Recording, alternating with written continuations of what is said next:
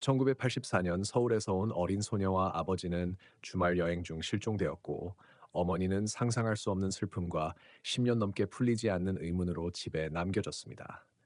그러나 16년 후 폐차장 주인이 버려진 차들 사이에서 충격적인 사실을 발견합니다.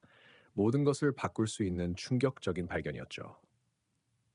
서울 강남의 김미영 씨 집 거실 창문 사이로 가을 햇살이 들어와 원목 마루에 긴 그림자를 드리웠습니다.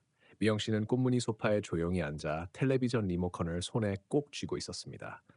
그 옆에는 어머니 이정숙 씨가 앉아 있었고, 그녀의 얼굴에는 매년 이맘때가 되면 습관처럼 되풀이되는 기대와 두려움이 새겨져 있었습니다. 시간이 다 됐어요. 미영이 텔레비전 볼륨을 높이면서 거의 들리지 않는 목소리로 속삭였다. 지역 뉴스 프로그램이 화면에서 깜박거리자 미영은 고개를 앞으로 숙이고 눈을 떼지 않았다. 16년 동안 미영 씨는 가족을 잃은 기일인 이 날을 잊지 않기 위해 할 수 있는 모든 노력을 다했습니다. 광고가 시작되자 미영 씨는 목이 메어 숨이 막혔습니다. 화면에 가족 사진이 떴기 때문입니다. 콧수염이 덥수룩하고 따뜻한 눈빛의 잘생긴 남자가 환하게 웃는 어린 소녀 옆에 당당히 서 있었습니다. 사진 옆에는 반짝이는 빨간색 캐딜락의 이미지가 있었습니다. 16년 전 오늘 박성호 씨와 8살 딸 박다은 양이 주말 여행 중 실종되었습니다. 아나운서의 목소리가 들려왔습니다. 1979년식 빨간색 캐딜락 드빌, 번호판 서울 리가 3456을 운전하는 모습이 마지막으로 목격되었습니다. 이들의 행방을 알고 계신 분은 서울지방경찰청으로 연락해 주시기 바랍니다. 미영은 이어진 침묵의 무게를 견디지 못하고 텔레비전을 껐다. 미영은 엄마의 주름진 얼굴에 굳은 표정이 내려앉은 것을 느끼며 엄마를 힐끗 쳐다보았다. 정숙은 미영의 손을 꼭 잡은 채 소파에서 천천히 일어났다.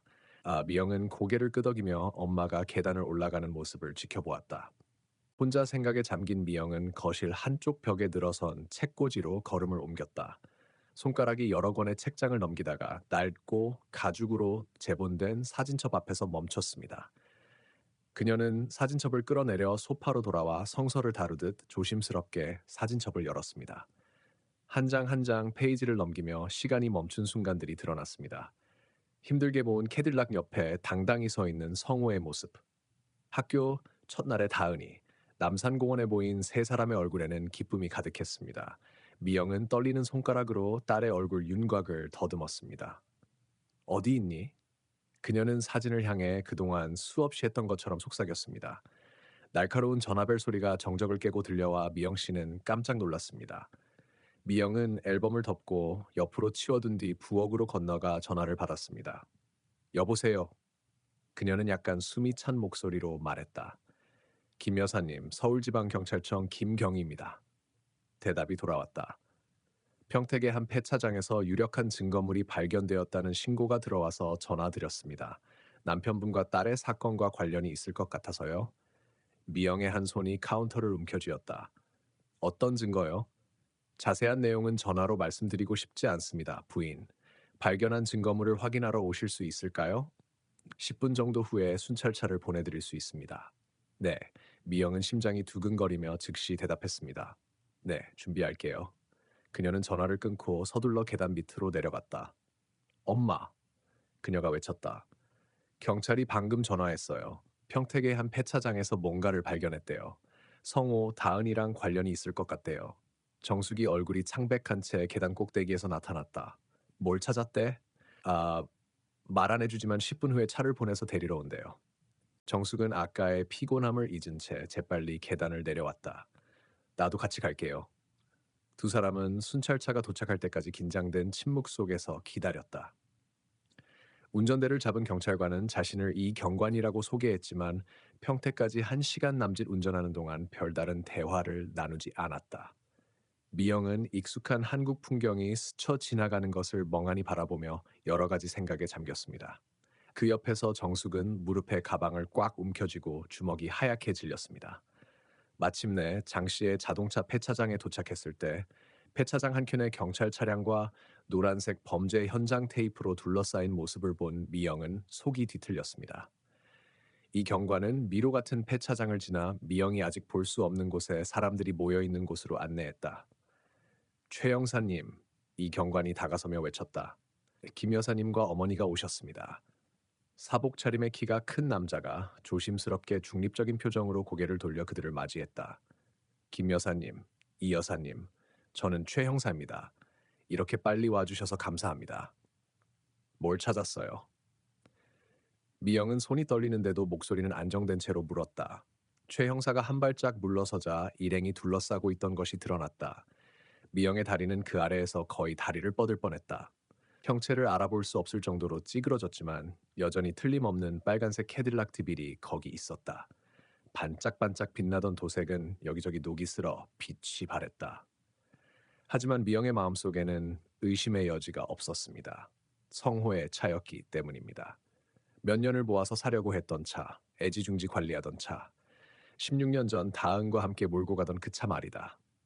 정숙은 옆에서 미영의 팔을 붙잡으며 어머 세상에 라고 속삭였다. 미영은 무아지경에 빠진 듯 천천히 차 쪽으로 다가갔다. 차는 근처에 주차된 대형 굴삭기에 의해 부분적으로 찌그러진 상태였다. 경찰관들이 차량의 모든 각도를 촬영하고 있었고 다른 경찰관들은 차량 주변을 수색하고 있는 것처럼 보였다. 최 형사는 차량 상태 때문에 내부를 확인할 수 없다고 조심스럽게 설명했습니다. 하지만 확인은 해야 합니다. 남편분 차 봤습니까? 미랴 김 여사님? 미영은 차량 주위를 빙빙 돌며 세세한 부분까지 살폈다. 마침내 그녀는 오른쪽 뒷바퀴의 남은 부분 앞에서 멈췄습니다. 그녀는 크롬 휠 커버에 작은 움푹 들어간 곳을 가리켰다. 성호가 사라지기 일주일 전에 연석에 부딪혔어요. 라고 그녀는 먼 곳을 바라보는 목소리로 말했습니다. 고치려고 했는데 그녀의 목소리가 끊어졌다. 그녀는 최 형사를 올려다보며 참았던 눈물을 흘렸다. 네, 이 차가 그 사람들 차예요. 최 형사는 엄숙하게 고개를 끄덕인 뒤 현장 가장자리에 초조하게 서 있는 한 남자에게 손짓했다. 폐차장 주인 장현우 씨입니다. 저희한테 전화한 사람이에요.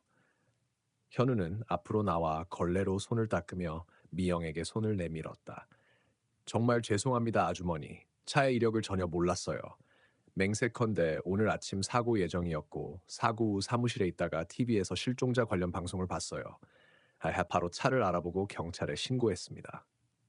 어떻게 여기까지 온 거죠? 미영은 뻗은 손을 무시한 채 물었다. 누가 가져왔어요? 현우는 불편한 표정을 지었다. 그게 다예요, 부인. 가져온 기록이 없습니다. 저희 시스템에는 전혀 없습니다. 정숙이 날카롭게 말했다. 최 형사가 손을 들었다. 그 차의 존재를 우리에게 알려준 사람은 장 씨입니다. 이 여사님. 그 차가 이곳에 나타난데 장 씨가 관여했다고 믿을 이유가 없습니다. 이현우는 어떻게 여기까지 왔는지 직접 알아내려고 노력 중이라고 주장했다. 저희는 차량, 서류, 신분증, 작업물 등을 접수하는 엄격한 프로토콜이 있습니다. 그가 말을 하는 동안 기름때 묻은 작업복을 입은 한 여성이 일행에게 다가왔습니다. 준호가 가져오는 걸 봤어요. 그녀가 말했습니다. 모든 시선이 그녀에게로 향했습니다. 준호 씨?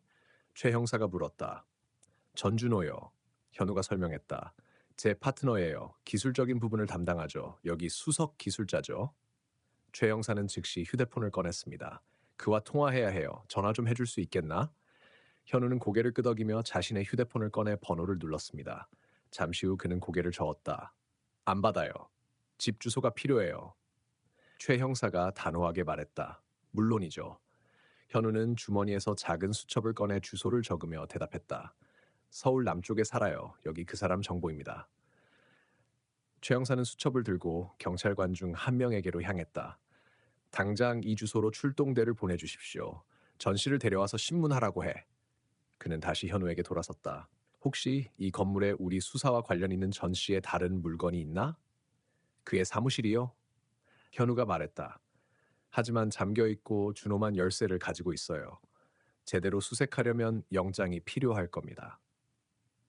최 형사가 다른 경찰관에게 말했다. 움직여. 미영은 부서진 캐딜락에서 눈을 떼지 못한 채 말없이 서 있었다. 16년이라는 긴 세월의 기다림과 희망에 대한 기대, 그리고 지금 이 순간.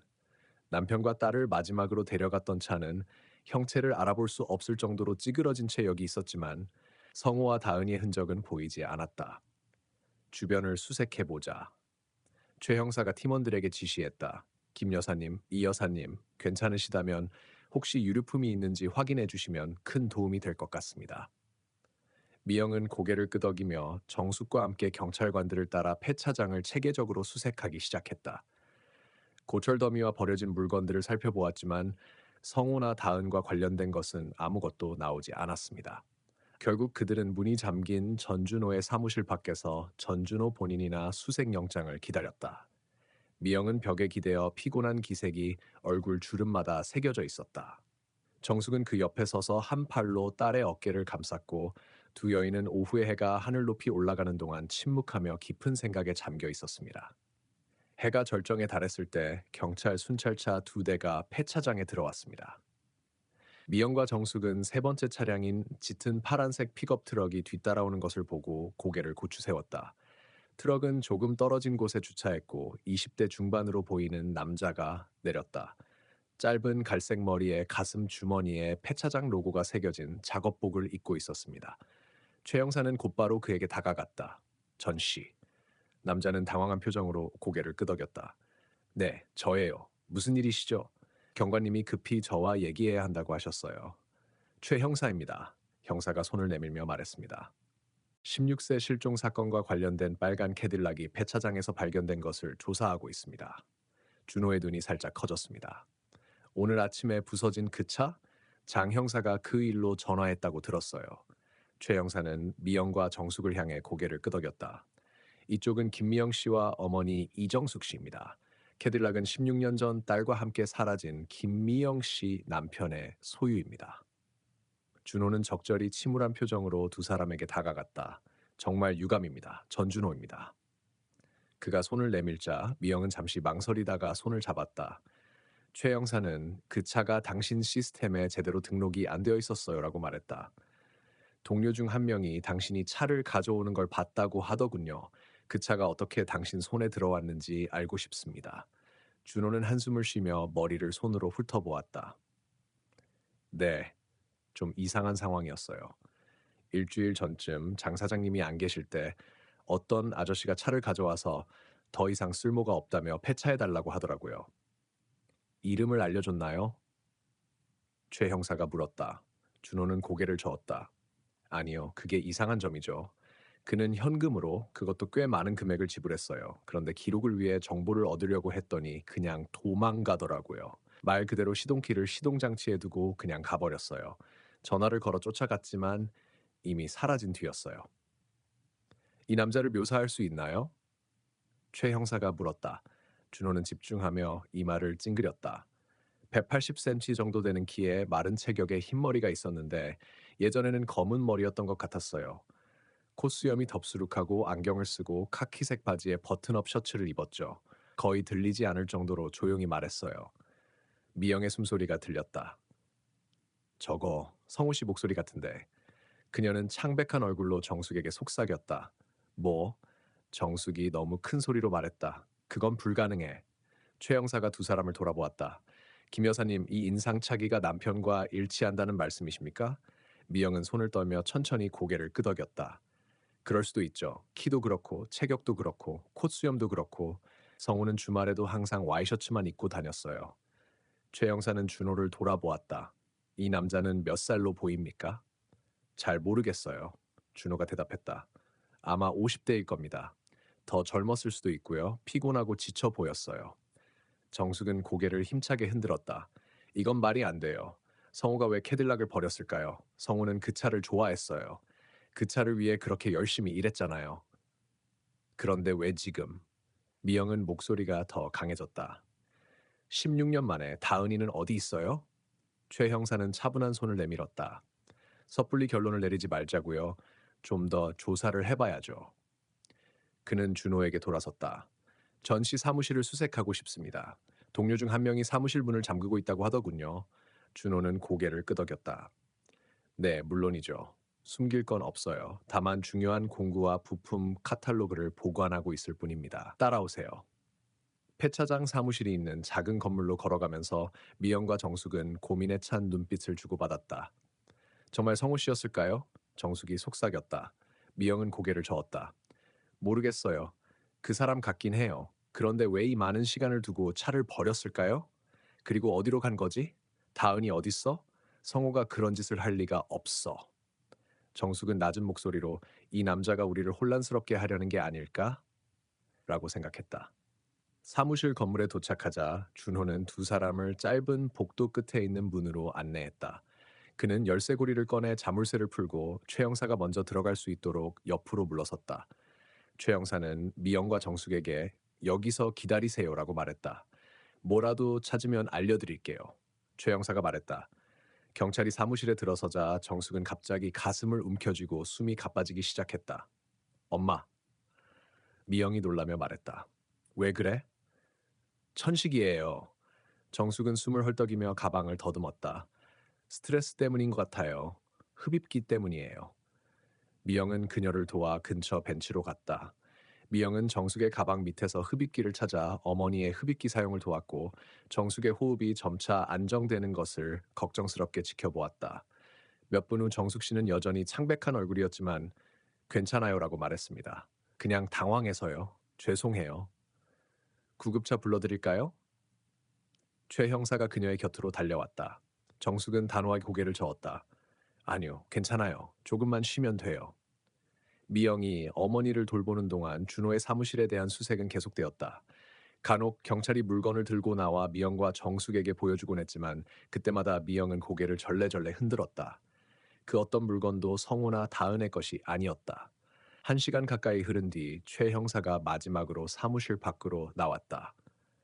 그는 미영과 정숙에게 수색을 마쳤습니다. 라고 말했습니다. 안타깝게도 남편분이나 딸과 직접적으로 연관된 것은 발견하지 못했습니다. 미영의 어깨가 실망감에 축 처졌다. 그럼 무슨 일이 일어났는지 알아낼 수 없는 거군요. 최 형사는 진전이 있어요. 미영을 안심시켰다. 캐딜락을 찾은 것은 중요한 일입니다. 이제 누가 왜 캐딜락을 여기로 가져왔는지 알아내야 합니다. 그는 준호를 향했다. 전 씨, 경찰서로 오셔서 정식으로 진술해 주시면 좋겠습니다. 준호는 고개를 끄덕였다. 물론이죠. 제가 도울 수 있는 건 뭐든지요. 김 여사님, 이 여사님도 같이 오시면 감사하겠습니다. 최 형사가 계속 말했다. 새로운 증거에 비추어 사건 내용을 함께 검토하고 싶습니다. 같이 가겠습니다. 미영이 단호하게 말했다. 제가 직접 운전할게요. 준호가 제안했다. 어차피 서울로 돌아가는 길이니까요. 최 형사는 잠시 고민하다가 고개를 끄덕였다. 알겠습니다. 1시간 안에 거기서 뵙겠습니다. 경찰차로 돌아가는 길, 미영은 아직 다리가 약간 불안정한 어머니를 부축하며 말했다. 정말 괜찮겠어? 미영이 조용히 물었다. 정숙은 딸의 팔을 꽉 잡았다. 세상 무엇과도 바꿀 수 없는 기회야. 성호와 다은이에게 무슨 일이 있었는지 알 수 있는 가능성이 조금이라도 있다면 꼭 가야 해. 두 사람은 순찰차 뒷좌석에 올라 준호가 픽업 트럭에 타는 모습을 지켜보았습니다. 작은 호송차가 폐차장을 빠져나오자 맑은 오후 하늘에 태양이 높이 타오르며 부서진 빨간 캐딜락에 날카로운 그림자를 드리웠습니다. 서울지방경찰청의 형광등이 작은 회의실에 앉은 사람들의 얼굴에 거친 그림자를 드리웠다. 미영과 정숙은 테이블 한쪽에 앉았다. 맞은편에는 최 형사와 다른 경찰관이 앉았고 전준호는 별도의 방에서 진술을 하고 있었다. 최 형사가 두꺼운 파일 폴더를 열며 타임라인을 다시 한번 살펴보자고 말했다. 가끔은 오래된 세부 사항을 새로운 눈으로 보면 우리가 놓쳤던 것을 발견할 수 있습니다. 미영은 두 손을 꽉 쥔 채 고개를 끄덕였다. 성호와 다은이는 1984년 10월 12일 토요일 아침에 떠났어요. 성호는 서울에서 치과를 운영하고 있었어요. 그는 존경받는 사람이었고 무에서 유를 창조한 사람이었죠. 콧수염과 화려한 넥타이 등 독특한 스타일이 있었죠. 환자들도 그를 좋아했죠. 다은이는요? 최 형사가 조심스럽게 물었다. 미영의 입가에 작은 미소가 번졌다. 8살이었는데 너무 밝고 에너지가 넘쳤어요. 아빠를 좋아하고 학교 안 가면 어디든 따라다녔어요. 여행은 같이 안 가셨어요? 두 번째 장교가 메모를 하며 물었다. 미영은 고개를 저었다. 그 주말에 엄마가 도움이 필요했어요. 아빠가 돌아가시고 나서서 가구를 옮기고 집을 정리하고 계셨거든요. 하룻밤만 내장산에 다녀오기로 했어요. 성호는 다은이에게 산의 단풍을 보여주고 싶었고 절에도 가보고 싶었습니다. 일요일 저녁에 돌아오기로 되어 있었어요. 그럼 언제 처음 뭔가 잘못되었다는 걸 깨달았나요? 최 형사는 앞에 놓인 파일을 통해 이미 답을 알고 있었지만 물었다. 일요일 밤이요? 미영은 목소리가 점점 멀어지며 대답했다. 성호 형이 내장산을 떠나면 연락을 주기로 약속했었거든요. 저녁 시간까지 연락이 없길래 모텔에 전화를 해봤어요. 에마 성호와 다은이가 그날 아침에 체크아웃을 했다고 하더군요. 성호의 친구, 친척들에게 전화를 걸었다. 아무도 연락이 없었다. 월요일 아침이 되어서야 경찰을 찾아갔어요. 정숙 씨는 딸의 손을 꼭 잡았다. 그때부터 계속 찾아다녔어요. 최 형사는 엄숙하게 고개를 끄덕였다. 당시 수사는 철저했습니다. 경찰관들은 이동 경로에 있는 주유소와 상점의 감시 카메라 영상을 확인했습니다. 모텔 직원과 주변 식당 관계자들도 면담했습니다. 성호의 신용카드와 은행 계좌는 다시는 사용되지 않았습니다. 그의 치과도 그대로 유지되었습니다. 당시의 기술은 지금과는 달랐습니다. 라고 두 번째 경관은 덧붙였습니다. 추적할 휴대폰도 없고 카메라도 적었습니다. 우리는 우리가 할 수 있는 일을 했습니다.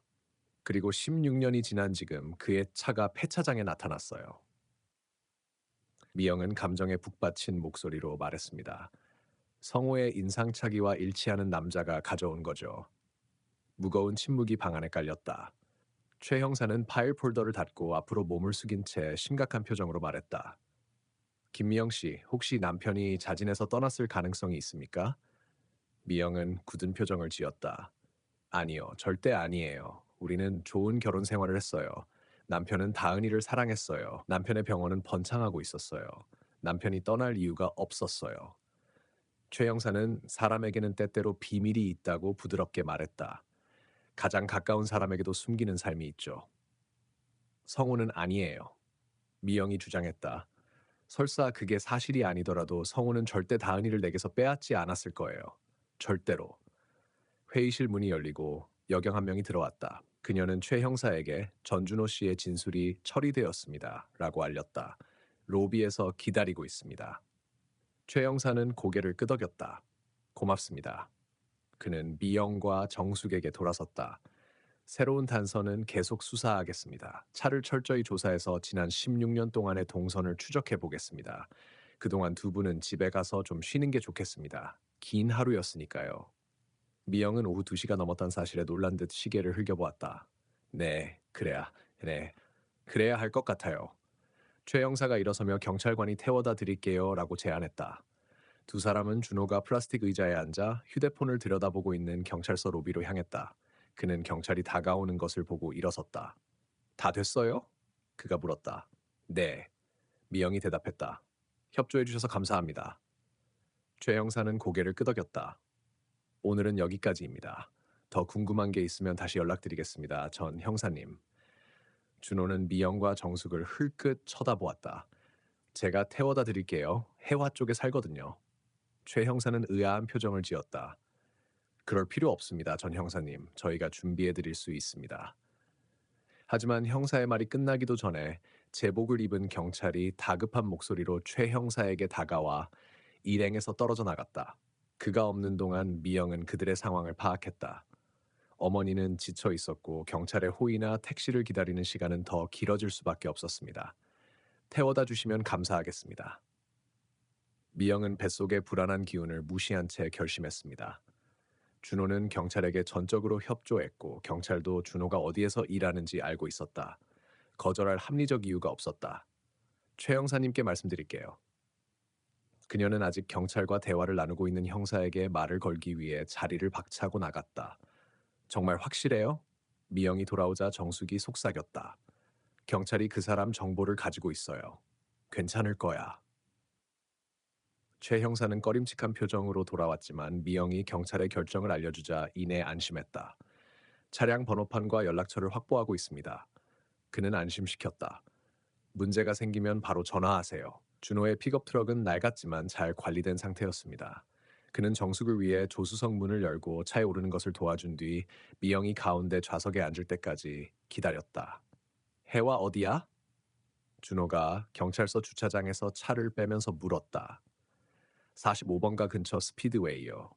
미영은 중립적인 어조를 유지하며 대답했다. 준호는 고개를 끄덕였다. 거기서 멀지 않은 H대로에 있어요. 우습게도 우린 한 번도 마주친 적이 없네요. 그래도 태워줘서 다시 한번 고마워요. 미영이 말했다. 북쪽으로 향하는 서울의 오후는 비교적 조용했습니다. 준호는 동네에 대해 묻고 수년간의 도시 변화에 대해 언급하며 가벼운 대화를 이어갔습니다. 갑자기 정숙이 숨을 헐떡이며 주머니와 지갑을 두드리기 시작했습니다. 엄마, 왜 그래요? 미영이가 놀란 목소리로 물었다. 내 흡입기? 정숙은 걱정이 가득한 목소리로 말했다. 아까 발작할 때 폐차장에 두고 온 것 같아요. 괜찮아요? 미영이 걱정스러운 목소리로 물었다. 지금은 괜찮아요. 정숙이 안심시켰다. 하지만 그 흡입기가 필요해요. 제가 처방받은 건데 지난주에 막 받았거든요. 비싸잖아요. 준호는 두 사람을 흘끗 쳐다보았다. 저도 천식이 있어요. 흡입기가 필요하면 제 집에 두어 시간 안에 갔다가 돌아올 수 있어요. 미영은 엄마의 결연한 표정을 보며 한숨을 내쉬었다. 정말요, 엄마? 정숙이 말했다. 멀쩡한 흡입기를 낭비하고 싶지 않아요. 그럼 됐어. 준호가 다음 교차로에서 돌아서라는 신호를 보내며 말했다. 평택으로 돌아가자. 준호의 픽업 트럭이 장씨의 자동차 폐차장에 들어서자 계기판 시계는 오후 3시 5분을 가리켰다. 경찰은 현장 처리를 마쳤지만 부서진 캐딜락은 여전히 노란 테이프로 봉쇄되어 있었다. 멀리서 몇몇 직원만이 여전히 부품을 옮기고 고철을 정리하며 일하고 있었습니다. 세 사람은 트럭에서 내려 본사로 향했습니다. 카운터 뒤에 있던 장현우가 그들을 다시 보고 놀란 표정을 지었습니다. 준호 씨, 김 사장님 몇 시간 전에 다들 경찰과 함께 떠난 줄 알았는데요. 그랬죠. 준호는 그런데 아까 천식 발작을 일으킨 이 여사님이 흡입기를 여기 두고 가셨다고 하더라고요. 라고 설명했다. 현우의 얼굴이 이해한다는 듯이 부드러워졌다. 아, 그렇군요. 네, 사실 다들 나가고 나서 제가 찾았어요. 준호 씨 사무실에 잘 보관해 두었어. 준호 씨가 어떻게 돌려줄지 알 거라고 생각했거든. 참 사려 깊네요. 정숙이 말했습니다. 지금 받아도 될까요? 제가 처방받은 건데 바꾸고 싶지 않거든요. 물론이죠. 현우가 답했다. 준호야, 열쇠 가져왔어. 준호는 고개를 끄덕이며 주머니에서 열쇠 고리를 꺼냈다. 미영과 정숙은 복도를 따라 준호의 사무실로 걸어갔다. 준호는 약을 가지러 들어가겠다고 말했다. 미영은 낡은 플라스틱 의자에 앉아 그날의 피로가 얼굴에 선명하게 새겨진 채로 주저앉았다. 하지만 정숙은 문 밖에서 걸음을 재촉했다. 준호가 문을 열고 안으로 사라지자 정숙은 뭔가 눈에 띈 듯 의심스러운 눈빛으로 눈을 찡그렸다. 엄마, 좀 어때요? 미영이 옆자리에 앉아 조용히 물었다. 괜찮아요. 정숙은 그냥 모든 게 좀 버거울 뿐이에요. 라고 안심시켰다. 두 사람은 잠시 침묵 속에 앉아 있었고 폐차장에서 멀리서 금속이 부딪히는 소리만 들렸습니다. 몇 분이 지나자 미영은 안절부절 못하는 자신을 발견했습니다. 왜 이렇게 오래 걸리는 거야? 그냥 흡입기잖아. 정숙은 자리에서 몸을 움직이다가 갑자기 눈을 크게 뜨며 고개를 고추 세웠다. 미영아. 그녀가 다급하게 속삭였다. 준호 형이 문 열고 나오면 문 건너편 유리장 맨 위 선반을 봐요. 뭐? 왜요? 미영은 엄마의 갑작스러운 강도에 당황하며 물었다. 그냥 아저씨가 들어오는 걸 살짝 봤어요. 정숙이 서둘러 설명했다. 저기 책들 사이에 파란 핸드백을 본 것 같아요. 다은이 거 같아. 미영이의 심장이 한 박자 빨라졌다. 그럴 리가 없어요, 엄마. 다은이 가방이 사라질 때 같이 있었는데요. 정숙은 그냥 봐요 라고 주장했다. 똑같은 파란색이잖아. 미영이 대답하기도 전에 발자국 소리가 준호의 귀환을 알렸다. 사무실 문이 열리자 두 여자는 본능적으로 그를 지나 사무실 안으로 들어갔다. 문 너머로 미영은 멀리 벽에 붙어 있는 유리로 된 캐비닛을 볼 수 있었습니다. 그리고 맨 위 선반에는 여러 권의 기술 매뉴얼 사이에 다은이 항상 들고 다니던 그늘막과 똑같은 작은 파란색 핸드백이 놓여 있었습니다. 준호가 정숙의 흡입기를 들고 밖으로 나왔다. 내 책상에서 찾았어. 그가 정숙에게 건네주며 말했다. 미영은 닫히는 문 사이로 보이는 푸른색에서 눈을 떼지 못했습니다. 준호야. 그녀는 놀라울 정도로 안정된 목소리로 말했다. 사무실에 있는 저 파란 가방은 뭐예요? 준호는 그녀의 시선을 따라 고개를 돌려 사무실로 향했습니다. 아, 그 오래된 거요? 아무렇지 않은 듯 말했지만 미영은 그의 자세가 약간 경직된 것을 느꼈다. 우리 딸 거랑 똑같아요. 미영이 말했다. 딸이 사라졌을 때 가지고 있던 거요. 준호는 잠시 머뭇거렸다. 정말요? 우연의 일치네요. 제가 좀 더 자세히 봐도 될까요? 미영은 이미 의자에서 일어나며 물었다. 준호는 잠시 고민하는 듯 하더니 어깨를 으쓱했다. 그럼요. 특별한 건 아니에요. 그냥 우리 딸이 쓰던 낡은 가방이에요. 딸이 있는 줄 몰랐네요. 현우가 카운터 뒤에서 말했다. 준호는 그를 힐끔 쳐다보았다. 딸은 이제 우리랑 같이 살지 않아요. 부산에서 엄마랑 같이 살고 있어요. 미영과 정숙은 준호를 따라 사무실로 돌아왔다. 그는 다시 문을 열고 곧장 캐비닛으로 가서 맨 위 선반에 있던 파란색 핸드백을 꺼내 들었다. 여기 있습니다. 그가 미영에게 건네주며 말했다. 제 딸이 여자아이를 별로 좋아하지 않았는데 학교를 졸업한 지 1년 만에 생일 선물로 받은 거예요. 별로 마음에 들지도 않고 쓰고 싶지도 않아서 그냥 여기 보관하고 있었어요. 미영 씨는 떨리는 손으로 가방을 받아들였습니다. 1984년 다은이를 위해 사줬던 것과 똑같은 크기와 스타일의 작은 직사각형 핸드백으로 흰색 트리밍과 심플한 버클이 달린 가방이었습니다. 다은이는 몇 주 동안 용돈을 모아 이 가방을 사주면서 어디든 들고 다닐 수 있을 만큼 어른스러운 가방이라며 고집을 부렸습니다. 이건 빈티지 제품 같아요. 미영 씨가 조심스럽게 가방을 손에 들고 뒤집으며 말했습니다. 따님이 몇 년도에 받은 거예요? 준호는 한 발에서 다른 발로 체중을 옮겼다. 아, 정확히 기억이 안 나요. 몇 년 전에요. 80년대 초에 유행하던 가방이랑 똑같네. 정숙 씨는 준호의 얼굴을 유심히 바라보며 말했다. 아직도 이런 스타일로 만든다는 게 신기하네요. 그래, 유행이 돌고 도는 거 알잖아. 준호가 손사래를 치며 대수롭지 않게 말했다. 빈티지가 다시 유행하는 모양이죠. 미영은 가방을 열었지만 가방은 비어 있었다. 그녀는 안감을 따라 손가락을 움직이며 가방 안을 꼼꼼히 살폈다. 아이 가방치고는 놀라울 정도로 상태가 좋네요. 아, 아까 말했듯이 거의 안 썼어요. 준호가 대답했습니다. 원하시면 가져도 돼요. 그냥 여기 먼지 쌓이면서 보관하고 있었어요. 미영의 고개가 갸웃거렸다. 딸의 생일 선물을 버리겠다고요? 준호는 어깨를 으쓱했다. 미영이가 그리워하는 것도 아니고요. 게다가 딸이 생각나서 조금이라도 위로가 된다면 안 될 것도 없잖아요? 너무 너그러우시네요. 미영이 천천히 말했다. 정말요? 물론이죠. 준호는 표정을 읽을 수 없는 표정으로 말했다. 아까 경찰이 사무실 수색할 때 이거 안 봤어요? 정숙이 갑자기 물었다. 준호는 고개를 끄덕였다. 네, 다 봤어요. 제 딸 거라고 말했더니 그냥 넘어갔어요. 그냥 개인 물건이었어요. 의심할 만한 건 없었어요. 정숙은 미영이에게서 가방을 받아 뒤집어 자세히 살펴보았다. 안쪽에 작은 흰색 리본 꼬리표가 꿰매져 있는 것을 발견했다. 그녀는 눈을 가늘게 뜨고 찡그리며 말했다. 이 태그에는 제조업체 정보가 없어요. 그녀가 미영에게 보여주며 말했다. 예전에 여기에 뭔가 인쇄된 것 같은데 어떻게 지워진 것 같아요. 미영은 고개를 숙여 살펴봤다. 흰색 꼬리표에는 한때는 글자였을 법한 희미한 흔적이 남아 있었지만 지금은 읽을 수 없었습니다. 이상하네. 그녀는 중얼거리며 준호를 올려다보았다. 어떤 생일 선물에 태그나 브랜드가 없는 거야? 저도 몰라요. 준호의 목소리에 조급함이 스며들었습니다. 학교 친구가 준 거예요. 미영은 가방의 재질을 다시 손가락으로 만져보며 익숙한 질감과 무게감에 주목했다. 그토록 자랑스럽게 들고 다녔던 다은이의 가방과 똑같은 느낌이었다.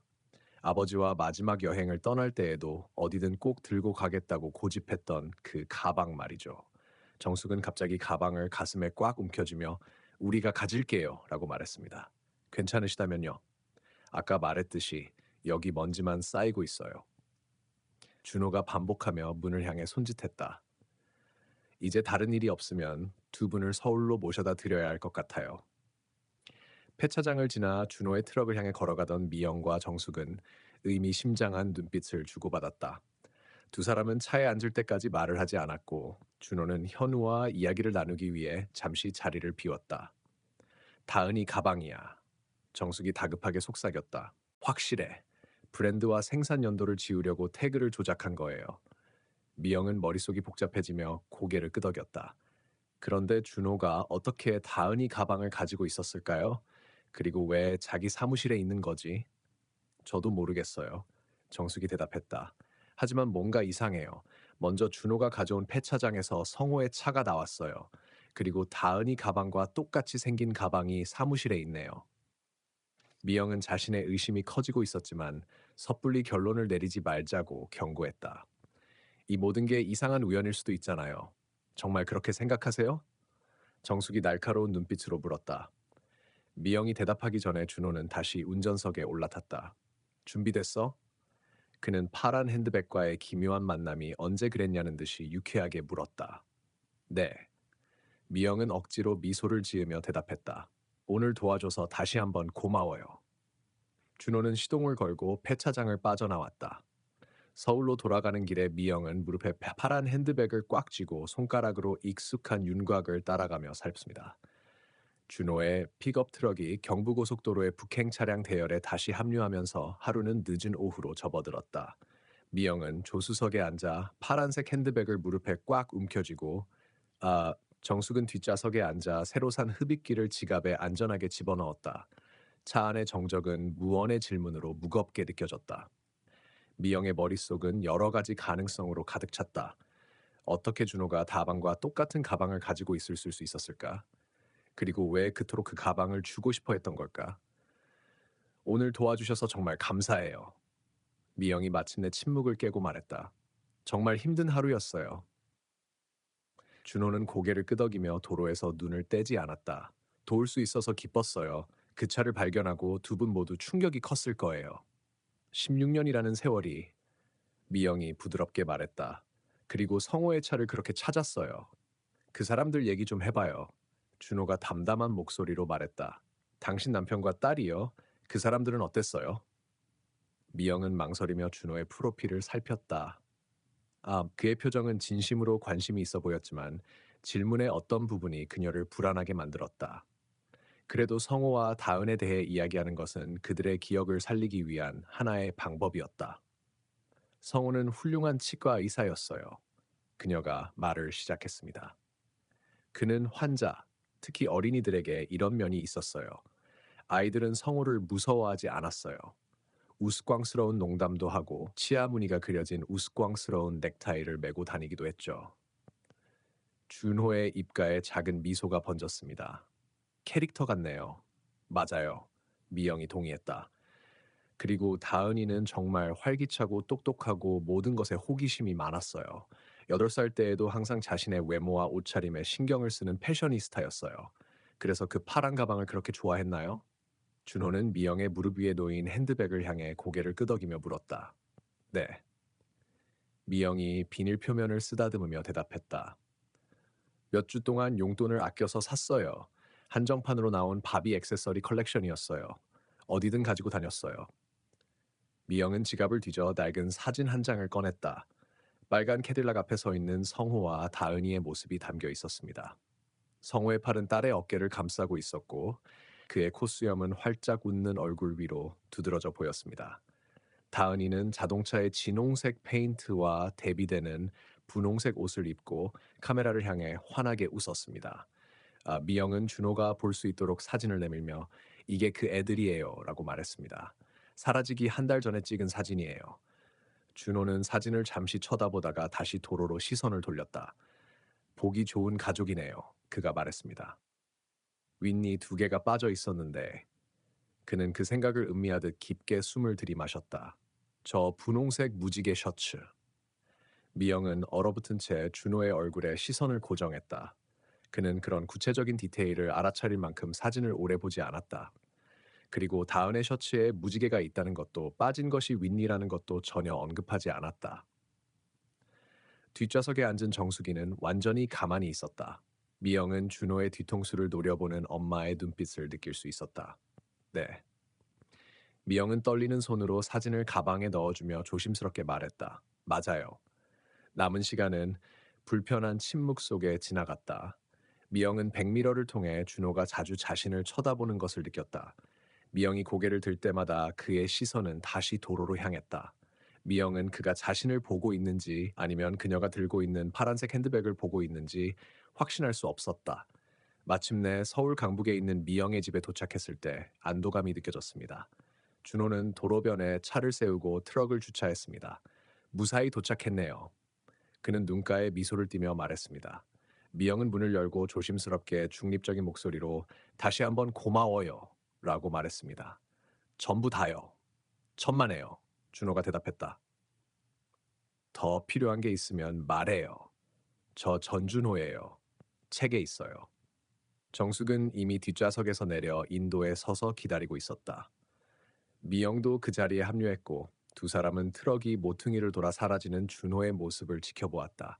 두 사람은 아무 말 없이 서둘러 집으로 향하는 통로를 따라 올라갔다. 미영은 문을 열면서 손을 떨었고 안으로 들어가자마자 재빨리 문을 잠그고 데드볼트를 제자리에 밀어 넣었다. 차 안에서 무슨 말 했는지 들었어? 정숙은 단둘이 있음에도 불구하고 속삭이듯 간신히 속삭이는 목소리로 바로 물었다. 다은이 이빨이랑 무지개 셔츠에 대해서요.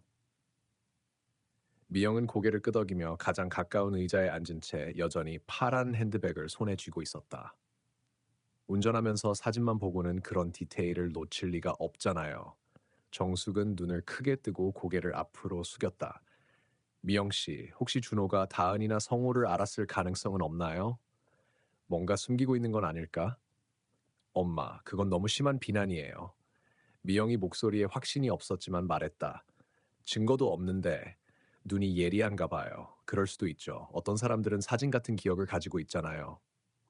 두 사람은 침묵했다. 미영은 핸드백을 내려다보며 손에서 핸드백을 뒤집었다. 이게 진짜 다은이 핸드백이라면 다은이 이름이 적혀 있을 거예요. 그녀가 천천히 말했다. 기억하세요. 제가 다은이의 모든 소지품에 영구 마커로 이름을 써서 친구들과 바꿔치기 하지 못하게 했어요. 기억나요? 정숙이 고개를 끄덕였다. 제가 핸드백에 이름을 적겠다고 했을 때 미영이는 무척 화를 냈어요. 미영이는 그 기억을 떠올리며 입가에 아련한 미소를 지었습니다. 그래서 대신 신원 확인을 위해 스티커를 붙이기로 했어요. 그녀는 어머니를 올려다보았습니다. 게다가 그 당시에 이 가방 스타일이 꽤 유행했었죠. 저는 엄마에게 한정판 마텔 바비 액세서리 팩을 사줬어요. 또래의 다른 아이들도 비슷한 가방을 다른 색으로 가지고 있는 것을 보았어요. 심지어 다른 브랜드에서도 비슷한 모델을 만들어 백화점에서 팔기도 했어요. 정수기는 고개를 끄덕였지만 표정은 여전히 고민스러웠습니다. 그래도 우연의 일치라고 하기에는 너무 많은 우연이 있지 않나요? 미영은 침묵을 지키며 핸드백의 이음새를 따라 손가락을 움직였다. 다은의 가방을 기억하고 있는 그대로의 소재와 그 안에 하얀색 태그, 기이하게 지워진 인쇄물까지 딱 맞는 느낌이었다. 골동품 가게에 가자. 정숙이 갑자기 말했다. 전문가에게 이 가방을 확인해 달라고 하세요. 정말 80년대 빈티지 제품이라면 전문가가 알려줄 테니까 경찰서에 가자고요. 미영은 잠시 고민하더니 단호하게 고개를 끄덕였다. 내 말이 맞아요. 전문가의 의견을 들어보자. 이게 정말 마텔 한정판 컬렉션이라면 빈티지 제품을 잘 아는 사람이 확인을 해줄 수 있을 거예요. 그녀는 여전히 손에 들고 있던 파란색 핸드백을 들고 의자에서 일어났습니다. 자동차 열쇠를 가져올게요. 예, 미영이 목소리가 더 강해졌다. 성수동에 골동품 가게가 있어요. 서두르면 문 닫기 전에 갈 수 있을 거예요. 정숙도 새로운 단서 앞에서 아까의 피곤함을 잊은 듯 일어섰다. 가자. 우리가 뭘 상대하고 있는지 알아야 해. 두 사람은 문으로 향했고 미영은 파란색 핸드백을 꼭 움켜쥐었다. 미영의 세단이 차도를 빠져나와 늦은 오후에 황금빛 햇살 속으로 들어왔다. 미영은 핸들을 꽉 잡았고 정숙은 옆에 앉아 파란 핸드백을 무릎에 단단히 올려놓았다. 성수 골동품은 아직 영업 중일 거예요. 미영이 시계를 확인하며 말했다. 김 사장님은 빈티지 수집품에 대해 잘 알고 계셨어요. 두 사람이 시내를 가로질러 가는 동안 교통체증은 심하지 않았고 두 사람 모두 별다른 말을 하지 않았다. 그날 발견한 것들의 무게가 두 사람 사이를 짓누르고 있었다. 성호의 부서진 캐딜락에 이어 이번에는 다은의 애장품과 너무나도 닮은 이 핸드백까지. 이게 정말 다은이 가방일까요? 정숙은 손끝으로 하얀색 테두리를 더듬으며 조용히 물었다. 미영은 시선을 도로에 고정했다. 엄마, 이제 어떻게 생각해야 할지 모르겠어요. 다은이 거고 준호가 거짓말을 한 거라면 왜 그토록 오래 간직하고 있었을까요? 20분 후 두 사람은 빵집과 철물점 사이에 있는 아담한 성수골동품의 작은 주차장에 차를 세웠습니다. 문을 열자 벨이 울렸고 오래된 책과 가구 광택제 냄새가 그들을 감쌌습니다. 가게는 어수선했지만 보석과 작은 수집품이 담긴 유리 진열장으로 정돈되어 있었고 큰 가구들이 열린 공간 곳곳에 배치되어 있었습니다. 60대 남성이 카운터 뒤에서 나를 알아보며 미소를 지었다. 김 여사님, 이 여사님이라고 그가 인사했다. 반갑습니다. 오늘은 무엇을 도와드릴까요? 안녕하세요, 김 선생님. 미영이 대답했다. 이 핸드백에 대해 말씀해 주실 수 있을까 해서요. 그녀는 정숙에게 손짓하며 파란색 가방을 카운터 위에 올려놓았다. 김 사장은 안경을 고쳐 쓰고 가방을 내려다보았다. 흥미로운 물건이네요. 1980년대 초쯤에 나온 아동용 액세서리인데 제가 착각하지 않았다면요. 그는 손에 든 물건을 뒤집었습니다. 하지만 이건 제 전문 분야가 아니에요. 뒤에서 로버트에게 전화할게요. 그는 이런 종류의 물건을 훨씬 더 잘 다루거든요. 그는 커튼 출입구를 통해 사라졌고 잠시 후 소금과 후추를 뿌린 머리에 뿔테 안경을 쓴 40대 젊은 남자와 함께 돌아왔습니다. 김 씨는 로버트 K입니다. 라고 설명했습니다. 그는 빈티지 장난감과 수집품 전문가입니다. 그의 아내는 열성적인 바비 인형 수집가이기 때문에 이 작품을 제대로 식별할 수 있는 사람은 로버트뿐입니다. 숙녀분들, 로버트가 고개를 끄덕이며 인사했습니다. 뭘 가져오셨는지 한번 보시죠. 그는 핸드백을 들고 카운터의 조명이 더 밝은 곳으로 옮겼습니다. 그는 연습한 손놀림으로 소재와 바느질, 걸쇠의 하드웨어를 살펴봤습니다. 그는 가방을 열고 내부를 확인하며 손가락으로 이음새를 따라 더듬었습니다. 이 물건에 대해 구체적으로 알고 싶은 게 뭔가요? 그가 미영과 정숙을 올려다보며 물었습니다. 미영은 1980년대 초 한정판 바비 액세서리 라인의 오리지널 마텔 제품인지 확인하고 싶어요라며 가능하다면 정확한 생산 연도를 알고 싶어요라고 설명했습니다. 로버트는 고개를 끄덕이며 다시 가방으로 시선을 돌렸습니다. 그는 주머니에서 보석고리를 꺼내 바느질을 더 자세히 살펴봤습니다. 비닐의 품질과 스티치 패턴이 당시 마텔의 생산 표준과 일치합니다. 라고 그는 말했습니다. 제 기억이 맞다면 특정 파란색은 바비 월드 컬렉션의 일부였던 것 같습니다. 그는 지퍼와 하드웨어를 확인하며 조사를 계속했습니다. 지퍼는 그 당시 마텔의 특징적인 모양을 하고 있습니다. 그는 휴대폰을 꺼냈습니다. 아내에게 빨리 전화할게요. 아내가 더 자세한 내용을 알 수 있을 겁니다. 로버트가 전화를 걸기 위해 자리를 떴을 때 미영 씨와 정숙 씨는 희망적인 눈빛을 주고받았습니다. 진짜라고 생각하는 것 같아요. 정숙이 속삭였다. 하지만 그렇다고 다은이 거라는 증거는 아니잖아요. 미영이 조심스럽게 말했다. 다만 적절한 시기의 사진이라는 것뿐이죠. 몇 분 후 로버트가 전화를 내려놓고 돌아왔다. 제 아내는 이것이 마텔 바비 액세서리 컬렉션, 특히 1983년부터 1984년까지 한정판으로 나온 것이 거의 확실하다고 확인했습니다. 이 특정 파란색은 약 8개월 동안만 생산되었어요. 그는 가방 안의 흰색 태그에 주목했습니다. 그래도 이건 흥미롭네요. 그는 살짝 미간을 찌푸리며 말했습니다. 식별 태그가 변조되었어요. 변조?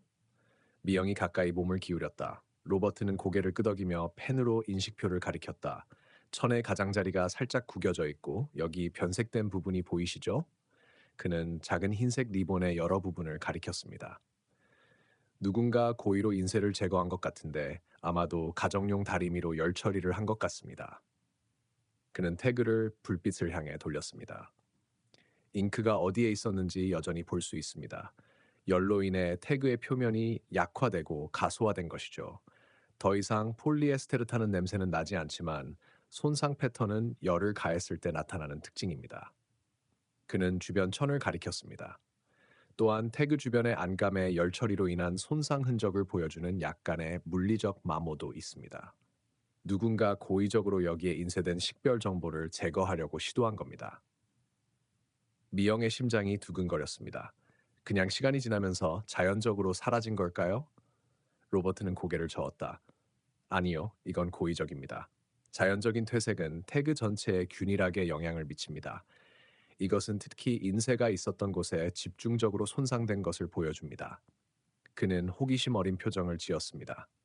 신뢰가 안 된다면 이 가방이 왜 그렇게 중요한 건가요? 미영은 망설이다가 부분적인 진실을 말하기로 했습니다. 제 딸이 몇 년 전에 가지고 있던 가방과 매우 비슷해요. 혹시 같은 모델일지 궁금해서요. 로버트는 설명에 만족한 듯 고개를 끄덕였습니다. 이 제품은 1983년부터 1984년까지 출시된 마텔의 오리지널 제품이라고 자신 있게 말씀드릴 수 있습니다. 언제 아내가 여기 올 때 가져와 주시면 더 자세히 설명해 드릴 수 있을 겁니다. 고마워요. 미영 씨가 약간 불안정한 목소리로 말했다. 정말 큰 도움이 되었어요. 로버트는 조심스럽게 가방을 그녀에게 건넸다. 혹시 더 알고 싶은 게 있나요? 아니요. 그거면 됐어요. 정숙이 대답하며 지갑을 꺼내 들었습니다. 시간 내주신 대가로 뭘 드릴까요? 로버트는 손사래를 치며 제안을 뿌리쳤습니다. 아무것도 아니에요. 빈티지 제품을 식별하는 데 도움이 되어 기쁠 뿐이죠. 두 사람은 두 사람에게 감사를 표하고 다시 차로 돌아갔습니다. 차 안에 들어와 문을 닫은 정숙은 표정이 굳은 미영을 향해 물었다. 미영아, 누가 일부러 이 가방에서 신분증을 떼어냈어? 그녀가 조용히 말했다. 미영은 무릎 위에 놓인 핸드백을 내려다보며 손가락으로 열로 손상된 태그의 윤곽을 따라가며 말했다. 알아요. 이걸 경찰에 가져가야 해요. 정숙이 단호하게 말했다. 준호와 성호의 차, 그리고 이 가방의 연관성을 경찰이 알아야 하니까. 미영은 천천히 고개를 끄덕였다. 내 말이 맞아요. 다은이 것이 아니더라도 준호네 딸이 정말 학교 친구한테 받은 거라고 해도 경찰이 알아야죠. 이제 계획이 세워졌으니 손이 안정된 그녀는 차에 시동을 걸었다. 경찰서로 바로 가자. 최 형사가 아직 거기 있을 거야. 주차장을 빠져나오는 두 사람 사이로 파란 핸드백이 놓여 있었다. 미영의 머릿속은 전준호와 가족 실종과의 연관성, 경찰이 마침내 답을 줄 수 있기를 바라는 의문들로 가득 찼다. 골동품 가게에서 몇 블록을 운전한 지 얼마 되지 않았을 때 미영은 계기판에 브레이크 경고등이 켜지는 것을 발견했습니다. 차가 살짝 떨리기 시작했고 미영 씨는 얼굴을 찡그렸다. 이상하네. 그녀는 실험적으로 브레이크 페달을 밟으며 중얼거렸습니다. 반응이 느리게 느껴졌습니다. 무슨 일이야? 정숙은 살펴보고 있던 파란색 핸드백을 올려다보며 물었습니다. 잘 모르겠어요. 방금 브레이크 등이 켜졌어요. 미영은 다시 페달을 밟았고 이번에는 거의 바닥에 닿을 뻔했습니다. 분명히 뭔가 잘못됐어.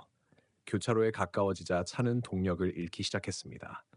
미영 씨는 차가 완전히 멈추기 전에 재빨리 신호를 보내고 길가에 차를 세웠습니다. 미영 씨는 차를 주차하고 시동을 끈 다음 다시 시동을 걸려고 했습니다. 엔진에서 스퍼터링 소리가 났지만 시동이 걸리지 않았습니다. 이런 일은 처음이에요. 미영 씨는 당황하며 말했습니다. 그녀는 차에서 내려 차 앞쪽으로 걸어가 보닛을 열었습니다. 증기가 나오지 않았고 훈련되지 않은 그녀의 눈에는 명백한 문제가 없어 보였지만 심각한 문제가 발생했다는 것을 알 수 있었습니다. 견인차를 불러야 할까요? 정숙 씨는 딸과 함께 차 앞에 앉아 물었습니다. 그래야 할 것 같네요. 미영이 휴대폰을 꺼내며 대답했습니다. 오늘 밤에 경찰서에 가야겠네. 미영이 전화를 걸려는 순간 픽업 트럭 한 대가 그들 뒤에 차를 세웠다.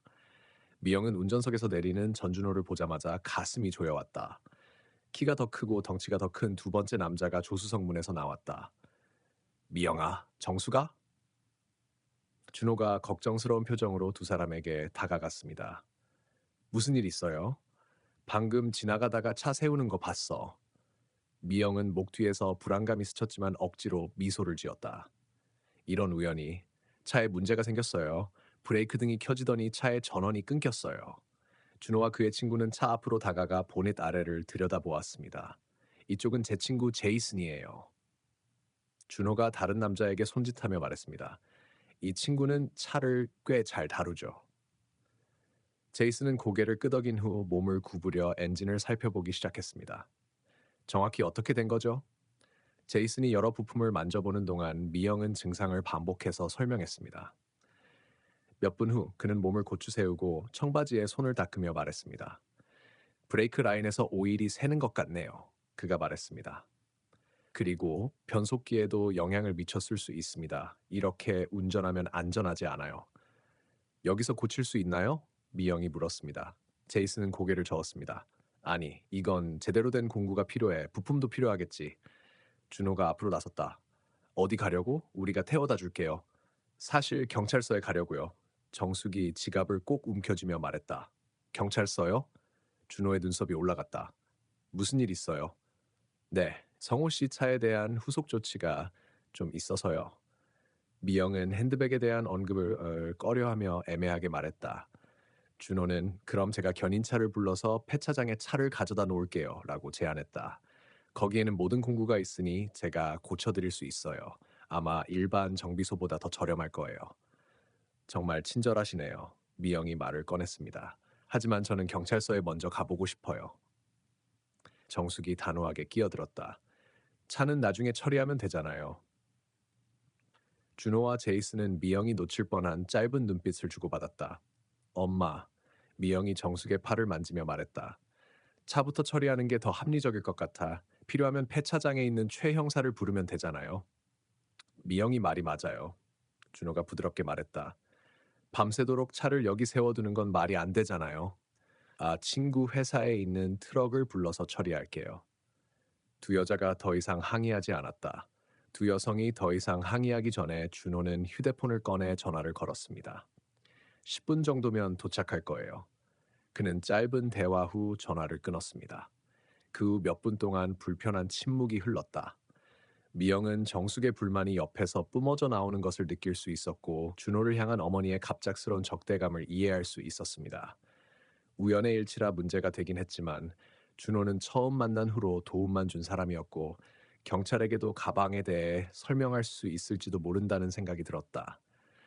준호가 예상한 시간에 정확히 다른 회사 로고가 새겨진 견인차가 도착했습니다.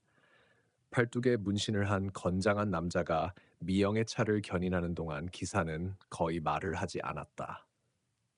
다 됐어요. 견인차가 미영의 세단을 싣고 떠나자 준호가 말했다. 숙녀분들은 폐차장까지 같이 가셔도 돼요. 금방 고칠 수 있을 거예요. 미영과 정숙은 준호의 픽업 트럭 앞에서 망설였다. 정숙은 뒷범퍼 옆에 서서 눈을 지그시 감고 번호판을 살폈다. 올 거야? 준호는 이미 키가 큰 친구를 옆에 태우고 운전석에 올라타며 물었다. 네, 물론이죠. 미영이 대답하며 조수석 문을 열었다. 정숙은 그 자리에 그대로 서서 차량 번호를 쳐다보았다. 엄마. 미영이 불렀다. 마지못한 표정으로 정숙은 마침내 트럭 쪽으로 발걸음을 옮겼다. 뒷좌석에 올라타더니 미영의 귀에 대고 아주 낮게 속삭였다. 나 이거 마음에 안 들어. 느낌이 안 좋아. 경찰에 도움을 요청할 걸 그랬어. 미영은 안심하며 엄마의 손을 토닥였지만 마음 한구석에서 의심의 불꽃이 타오르고 있었다.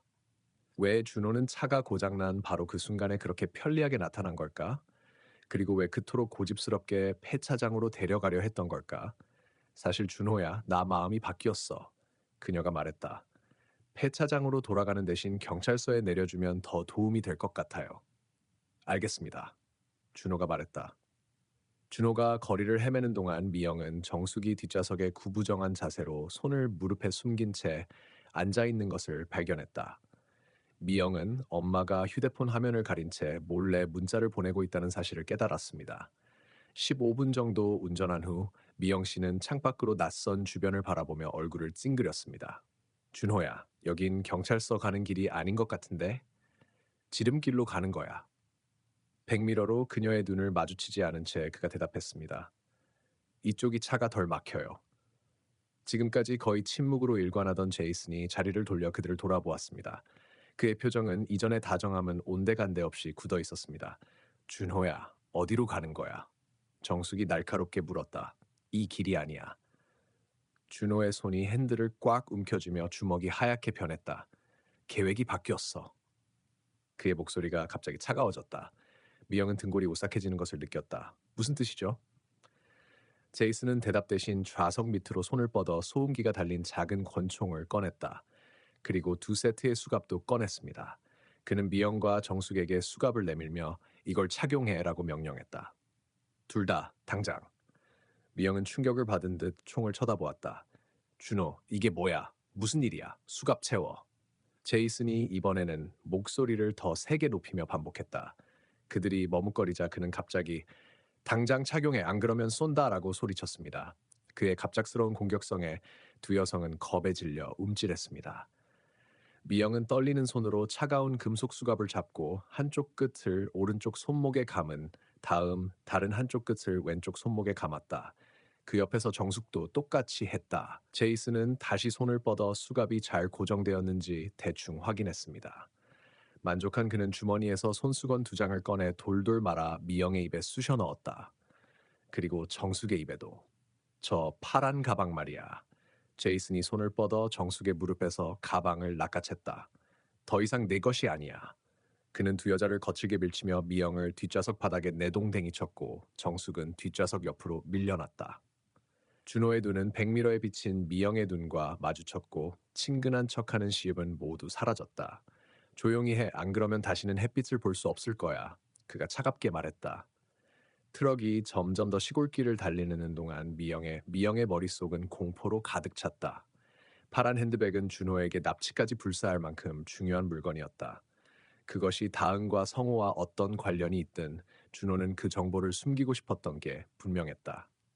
두려움 속에서 미영은 정숙의 시선을 사로잡았다. 엄마의 표정에서 분명한 메시지가 전달되었습니다. 누군가에게 문자를 보냈어요. 희망이 있어요. 준호는 트럭을 좁은 비포장도로로 돌렸고 문명을 뒤로 한 채 나무들이 주위를 둘러싸고 있었다. 미영은 정숙이 연락한 사람이 누구든 더 늦기 전에 그들을 찾길 바라며 잠시 눈을 감았다. 비포장 도로는 울창한 삼나무 사이로 몇 마일을 구불구불 이어지더니 공터로 이어졌다. 초저녁의 어스름한 빛 속에서 미영은 하얀 페인트가 벗겨지고 처진 현관이 있는 낡은 농가를 볼 수 있었습니다. 그 근처에는 한때 흰색이었던 외관이 지금은 칙칙한 회색으로 변한 낡은 캠핑 트레일러가 서 있었습니다. 다른 차량은 보이지 않았고 주변 농장과는 외딴 곳에 있는 것처럼 보였습니다. 준호는 집에서 50야드 정도 떨어진 곳에 트럭을 주차하고 시동을 껐습니다. 제이슨은 미영과 정숙에게 총을 겨누고 있었고 준호가 뒷문을 열기 위해 돌아왔다. 그는 미영을 트럭 바닥에서 거칠게 끌어당기며 내려라고 명령했다. 정숙은 뒷좌석에 비좁아 다리가 불안정한 채 그 뒤를 따랐다. 두 손은 앞에 수갑을 채우고 입에는 재갈을 물린 채 준호와 제이슨이 농가를 향해 행진할 때 여성들은 속수무책으로 당할 수밖에 없었다. 캠핑카 트레일러 앞을 지날 때 미영은 안에서 누군가 격렬하게 움직이는 것처럼 트레일러가 눈에 띄게 흔들리는 것을 느꼈다. 준호는 킥킥거리며 제이슨을 슬쩍 건드렸다. 사장님이 저 안에서 즐거운 시간을 보내고 있는 것 같네요. 그가 흔들리는 트레일러를 향해 고개를 끄덕이며 말했다. 제이슨이 웃었다. 네, 사장님이 끝날 때까지 기다렸다가 새로운 골칫거리를 안겨드리는 게 좋겠네요. 그는 미영을 앞으로 밀었다. 이 두 여자 골치 아프게 할 거야. 두 사람은 삐걱거리는 계단을 따라 현관으로 올라갔다. 준호가 현관문을 밀고 들어가자 곰팡이와 담배 연기 냄새가 나는 어둑한 실내가 드러났다. 그들은 어수선한 거실을 지나 복도를 따라 사무실로 보이는 곳으로 안내되었습니다. 한쪽 구석에는 낡은 컴퓨터와 전화기가 있는 책상이 놓여 있었고 반대편 벽에는 서류 캐비닛이 늘어서 있었습니다. 머리가 희끗희끗한 한 노인이 창가 의자에 앉아 신문을 읽고 있었습니다. 그는 풍화된 얼굴에 무표정한 표정을 지으며 그들이 들어오자 고개를 들었습니다. 제이슨이 미영과 정숙의 입에서 재갈을 떼어내자 준호는 이 둘을 잘 봐요 라고 지시했다. 사장님 일 끝나기 전에 뭐 좀 먹으러 가자. 그가 말했다. 노인은 고개를 끄덕이며 신문을 옆으로 치웠다. 죄수들한테는 말하지 마. 제이슨이 날카롭게 덧붙였다. 언제나처럼. 준호는 긴 쇠사슬을 가져와 방 구석에 있는 중금속 라디에이터에 미영과 정숙의 수갑을 고정하는 데 사용했다. 탈출이 불가능하다고 판단한 준호는 제이슨과 함께 문을 닫고 밖으로 나갔습니다. 노인과 단둘이 남게 되자 미영은 제발 도와주세요 라고 애원하기 시작했습니다. 우리는 잘못한 게 없어요. 제 딸이 경찰 형사예요. 정숙이 간절하게 덧붙였다. 딸이 우릴 찾아낼 거예요. 지금 도와주면 더 쉽게 풀어줄 거예요. 노인은 침묵을 지키며 신문을 다시 집어들었지만 실제로는 읽지 않았다. 제발요. 미영이 목소리가 갈라져 계속 말했다. 저희는 딸과 남편을 찾으려는 것뿐이에요. 16년 전에 실종됐어요. 몇 분 동안 그들은 계속해서 도움을 요청하며 자신의 상황을 설명했습니다. 노인은 누군가 엿들을까 봐 걱정하는 듯 가끔씩 문 쪽을 힐끗 쳐다보며 그들을 무시했습니다. 마침내 영원처럼 보였던 문이 열렸습니다. 노인은 놀란 표정으로 재빨리 일어섰지만 방으로 들어오는 것은 그 자신뿐이었습니다. 그는 근엄한 표정으로 그들에게 다가갔습니다. 조용히 해. 안 그러면 해칠 거야. 그가 거칠게 속삭였습니다. 넌 그들이 무슨 짓을 할 수 있는지 몰라. 제발요. 정숙이 목소리가 한결 부드러워진 목소리로 말했다. 저는 이정숙이고 이쪽은 제 딸 김미영입니다. 제 손녀 박다은을 찾고 있어요. 16년 전 아빠와 함께 사라졌을 때 8살밖에 안 됐어요. 혹시 여기 있으면 꼭 알려주세요. 노인은 표정을 읽을 수 없는 굳은 눈빛으로 그들을 바라보았다. 그러고는 복도 쪽을 흘겨보며 준호나 제이슨이 돌아올 기미가 있는지 살폈다. 둘만 남았다는 사실에 만족한 듯 그의 얼굴은 거의 알아차릴 수 없을 정도로 부드러워졌습니다. 여기선 그녀를 사만다라고 불러요. 그가 속삭이듯 겨우 속삭이는 목소리로 말했다. 하지만 4년 전에 이름을 바꾸기 전에는 다은이라고 불렀기 때문에 저는 그 애 이름이 다은인 줄 알았어요. 미영은 무릎이 거의 꺾일 듯이 숨을 헐떡였다. 다은이 왔어. 우리 다은이 여기 있어. 노인은 고개를 끄덕였다. 목소리 낮춰. 그가 경고했다. 제발 도와주세요. 미영이 눈물을 흘리며 간청했다. 넌 저 사람들하고는 달라 보여. 당신은 좋은 사람인 것 같아요. 이젠 착한 사람이 되어도 죽어도 돼요라고 그는 냉정하게 대답했다. 당신은 당신이 누구를 상대하고 있는지 모릅니다. 어차피 우리 세월은 짧아요, 선생님. 정숙이 온화하면서도 다급한 목소리로 말했다. 곧 우리는 우리의 행위에 따라 다른 세상에서 죽고 살게 될 것입니다. 제발 도와주세요. 남자는 자신과 씨름하는 것처럼 보였고 주름진 얼굴에 갈등이 역력했다. 그때 복도에서 발자국 소리가 들렸고 정숙은 제발 한 번만 더라고 속삭였다. 노인은 중대한 결심을 한 듯 가쁜 숨을 내쉬었다. 사만다를 위해서야. 그는 주머니에서 휴대전화를 꺼내며 중얼거렸다. 그는 떨리는 손가락으로 재빨리 배기비에 전화를 걸어 농가의 위치를 속삭이더니 문이 열리자마자 전화를 다시 주머니에 집어넣고 전화를 끊었습니다. 세 남자가 방으로 들어왔습니다. 준호, 제이슨, 그리고 더러운 흰색 탱크톱과 복서 반바지만 입은 덩치 큰 근육질 남자였습니다. 맨다리는 거친 털로 뒤덮여 있었고 팔에는 희미한 문신이 새겨져 있었다. 미영은 그 남자가 준호가 말한 그 상사라는 사실을 깨달았을 때 보기만 해도 구역질이 났다. 민씨가 여기서 뭐 하는 거야? 사장이 깊은 목소리로 물었다. 넌 죄수들과 같이 있으면 안 돼. 민식이는 갑자기 겁에 질린 얼굴로 한 발짝 물러섰다. 이 여자들이 시끄러워요, 형님. 조용히 하라고 한 것뿐입니다. 그게 다야. 대장은 눈을 동그랗게 뜨고 그를 의심스럽게 바라보았다. 수색해. 그가 준호와 제이슨에게 명령했다. 뭐라도 찾으면 처리해. 그는 의미심장한 눈빛으로 준호를 바라보았다. 할 수 있겠어? 준호는 망설임 없이 고개를 끄덕였다. 네, 형님. 준호와 민식은 방을 나갔고 미영과 정숙은 제이슨과 사장님만 남았다. 덩치 큰 남자가 천천히 다가와 미영의 몸을 훑어보는 그의 눈빛이 미영의 피부를 소름 돋게 했다. 그래서? 미영의 속을 뒤집어 놓는 무언가가 담긴 목소리로 그가 말했다. 준호 말로는 사만다 때문에 왔다고 하던데. 그는 손을 뻗어 미영의 머리카락을 만지더니 고개를 숙여 냄새를 맡았다. 난 젊은 여자뿐만 아니라 나이 든 여자도 좋아해요. 미영은 수갑이 라디에이터에 덜컹거리며 그의 손길에서 몸을 비틀었다. 돌려주세요. 그녀는 자신도 몰랐던 용기를 불러일으키며 요구했다. 보스는 깊고 불안한 소리로 웃었다. 그럴 수는 없지만 제가 할 수 있는 방법을 알려드리죠. 그는 제이슨을 향해 말했습니다. 그들을 데려와. 제이슨은 고개를 끄덕이며 방을 나갔고 잠시 후 3명의 여성과 함께 돌아왔습니다. 20대 중반으로 보이는 여성들은 모두 비슷한 체격의 긴 갈색 머리를 하고 있었습니다. 그들은 누구와도 눈을 마주치지 않고 고개를 숙인 채 서 있었습니다. 게임을 시작하겠습니다. 보스가 매우 즐거워하며 말했습니다. 어느 쪽이 사만다인지 골라보세요. 토론은 금지입니다. 둘이 동시에 가리키고 둘 다 맞히면 그녀를 볼 수 있게 해줄게요. 그냥 그녀를 보세요. 그는 누렇게 변색된 이를 드러내며 웃었다. 미영과 정숙은 필사적으로 세 여자를 바라보았다. 모두 다은과 비슷한 머리색을 하고 있었지만 미영이 마지막으로 본 8살 소녀가 아닌 다 큰 여자아이들이었다. 미영은 그들의 얼굴에서 잃어버린 딸의 흔적, 자신이 키웠던 아이의 울림을 찾으려 했었다.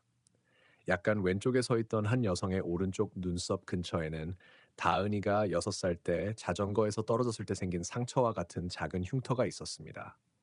미영은 수갑을 찬 손을 들어 가리키며 가슴에서 심장이 쿵쾅거렸다. 하나, 둘, 셋, 가리켜! 사장님이 외쳤다. 미영과 정숙은 모두 같은 여자, 작은 흉터가 있는 여자를 가리켰다. 사장님의 웃음소리가 방 안을 가득 채웠다. 아이고, 저런 가족은 정말 서로를 구분할 줄 아는구나, 그렇지? 그는 다른 두 여자를 향해 손짓했습니다. 이 둘을 데려가. 죄송하지만 이 요청은 도와드릴 수 없습니다. 죄송하지만 이 요청은 도와드릴 수 없습니다. 죄송하지만 이 요청은 도와드릴 수 없습니다. 죄송하지만 이 요청은 도와드릴 수 없습니다. 죄송하지만 이 요청은 도와드릴 수 없습니다. 죄송하지만 이 요청은 도와드릴 수 없습니다.